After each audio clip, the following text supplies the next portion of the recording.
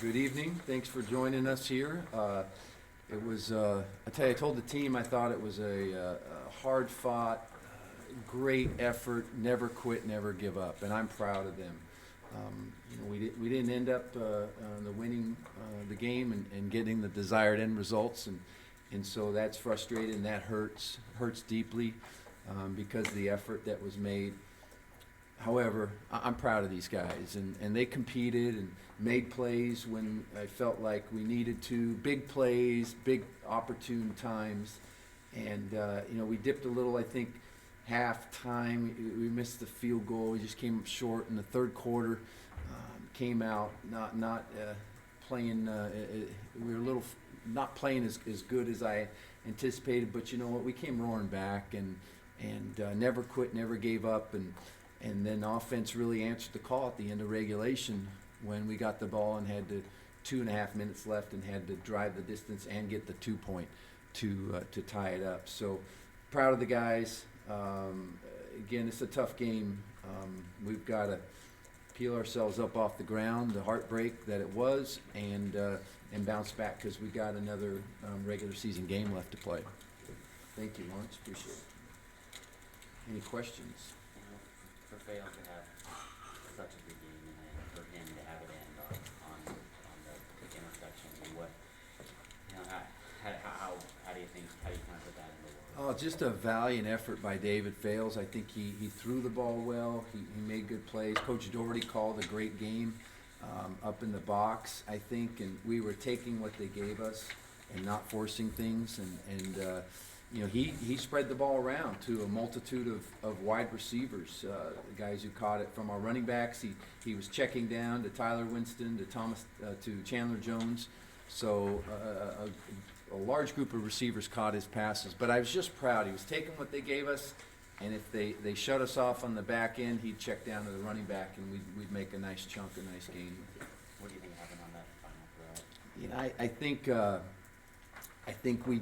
I think he was open for a second, and maybe the ball got thrown a fraction late, and did our tight end, did he slip when Jordan, when he was trying to come back, he might have slipped and you've been grabbed along the way, and whatever, it just got wadded up in there, and it's too bad because that would have been a great touchdown, and then seeing what happens going from there. And that's one thing in overtimes, turnovers just kill you because the next team really just has to kick a field goal, and they're already pretty much in field goal range. So how tough is that to see him have to deal with that? I mean, obviously it had a great game up to that point, but obviously that's going to be the one throw he probably remembers from this game.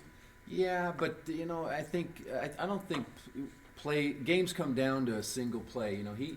He and his teammates made some big time plays to get us in position to scoring so many points, whatever it was, 50-some points. So I know it's a tough finish, and that leaves a bad taste in your mouth. But David played a really good game. Was he 42 of 56, I think, 440 yards, 5 touchdown passes. That's pretty darn good football game. So, it is what it is. It ended up the way it ended up. The final touchdown regulation, did you kind of tell you guys to lay back and let them get in the end zone? We did. Was that a decision based on how well the offense was playing? The way they were eating up the clock, and Coach Malley, as he kidded me walking over here about Arena League football, you get a little bit of that. Aspect of it. But I've seen it in games before. I've never been in a position as a coach to call it. It's a unique situation. You're up 3 minutes left, and they can just eat up the clock and win the game, and you don't see it again. So we told the guys to basically, we're trying to win the game, so it's not an unethical move in any way, shape, or form.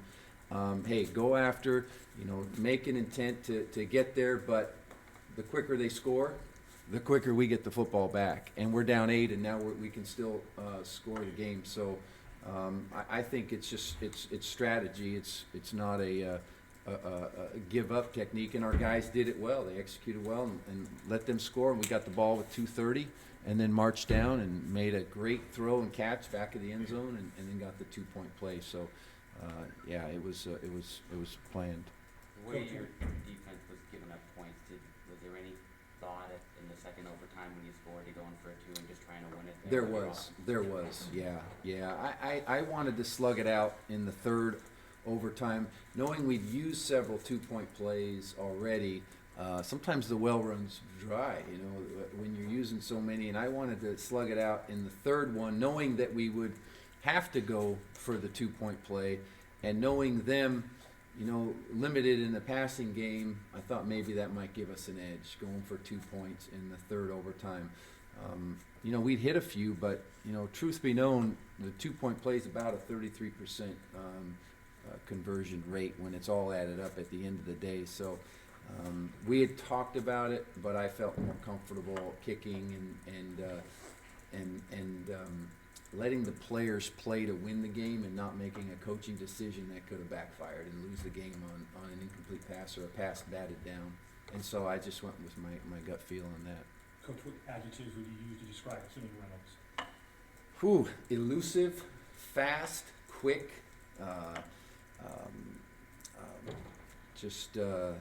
I tell you, a savvy football player. He is difficult to grasp. He just is a good player, and he rushed for 265 yards. I mean, he had a day.